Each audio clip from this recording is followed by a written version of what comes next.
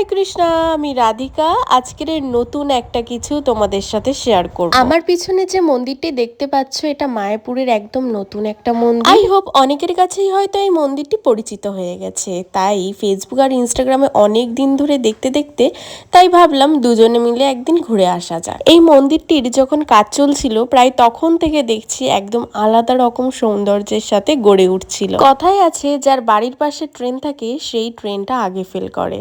আমার হয়েছে প্রায় অনেক দিনই হয়েছে এই মন্দিরটি উদ্বোধন হয়েছে, আর আমি এসেছি তোমাদের সবার শেষে। প্রায় অনেকটাই এলাকা জুড়ে এই মন্দিরটি নির্মাণ করা হয়েছে।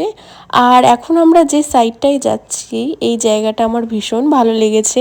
একদম নিরিবিলি পরিবেশ ছিল, একটা সুইমিং পুল ছিল, আশেপাশে অনেকগুলো রুম ছিল। প্রথমে এসেই তো ভগবানকে দর্শন করতে গেছিলাম, কিন্তু তখন পর্দা দেওয়া ছিল, তাই একটু খানিকটা চারিদিক ঘুরে নিচ্ছিলাম। তারপরে মন্দিরে গিয়ে অবশ্যই দর্শন করব। চারিপাশটা ভীষণই সুন্দর, একদম নিরিবিলি পরিবেশ, আমার খুব ভালো লেগেছে। মায়াপুরের আশেপাশে কিন্তু অনেকগুলো মন্দির রয়েছে এবং অনেকগুলো দর্শনীয় স্থান রয়েছে। তো প্রথম অনেক ঘুরেছি, মাঝে মধ্যে আসা হয় কিছু কিছু মন্দিরে। এখন মন্দিরে সন্ধ্যা আরতি হচ্ছিল, আর খুব সুন্দর ভগবানের বিগ্রহ, একদম অপরূপ সৌন্দর্যে ভরা। তো এখানে ছিল জগন্নাথ, বলরাম, সুভদ্রা মহারানী এবং গৌর নিতাই ও নরসিংহ ভগবান। তোমরাও যদি একটু হাতে সময় নিয়ে মায়াপুরে আসো, অবশ্যই ঘুরে যেতে পারো। ভিডিওটি কেমন লাগলো অবশ্যই কমেন্ট করে জানিও। হরে কৃষ্ণা।